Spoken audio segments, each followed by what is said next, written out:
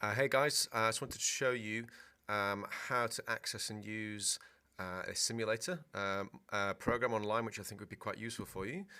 So if you go to this website here, which is FET Interactive Simulations, I'll send you a link up here.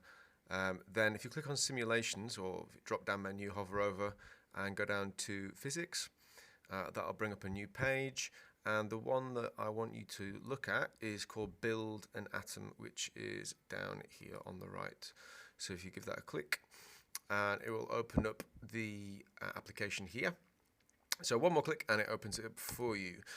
So just a word of advice to have this working really well. It'd be good if you had your own periodic table in front of you to look at as a reference.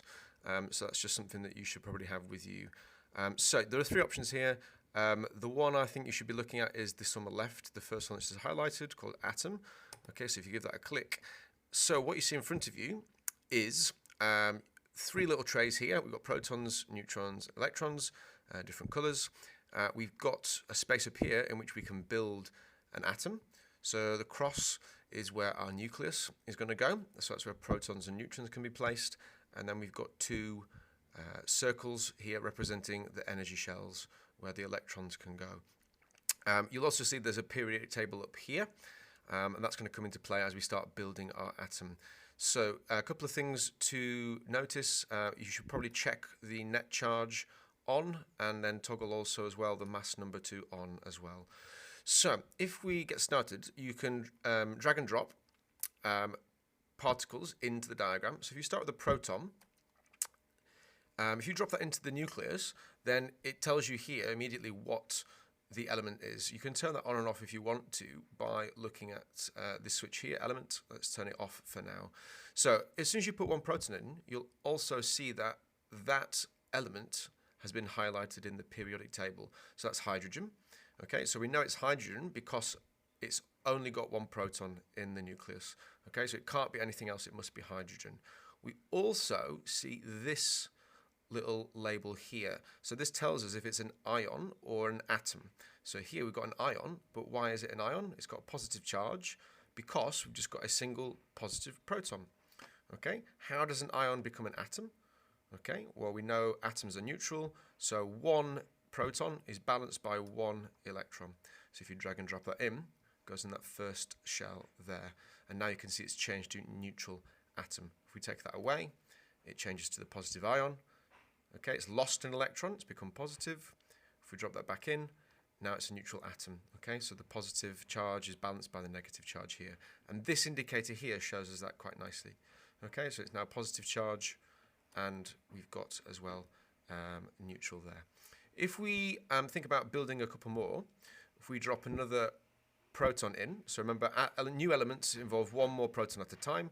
If we drag and drop that, there we go, it's now helium.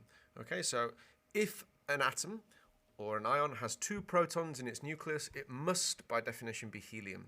Okay, so this probably looks a bit unfinished. Okay, so what else should we need? At the moment it's a positive ion.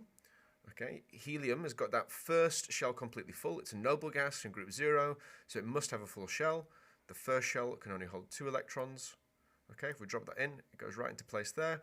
Now it's a neutral atom, but still you should be thinking, well, hang on a second, that's not quite finished. Okay, so helium has an atomic number of 2, but it has a mass number of 4. Okay, we've got 2 protons. Okay, they've got a relative mass of 1. We've got neutrons too, so we need to add neutrons. So let's go ahead and add enough neutrons to make the mass number of 4. So that's now 1, 2 protons and a neutron, that's 3, shown here. And we've got one more, and that shows us that we've got now a mass number of 4. And that is our model of a helium atom. Okay, and it's neutral. A thing to notice here, guys, is that it's got a full shell. Although we've got the shell on the outside, the first shell is actually the outer shell. Okay, so this is just shown here for the rest of the atoms that we could build. Okay, if we do one more, let's put lithium in. Okay, that's the next one more proton, and we've jumped to lithium here. Okay, you should notice on your periodic table that lithium has a mass number of 7. Okay, so we've got a mass number of 5 now, because that's 3 protons and only 2 neutrons. So what do we need to do? Okay, we're going to need to add some more neutrons. How many more to make a mass of 7? 1 and 2. Okay, so have we finished yet? Is it an atom? Well, no, take a look. It's a positive ion, it says there. Okay, so we've got the positive ion symbol here.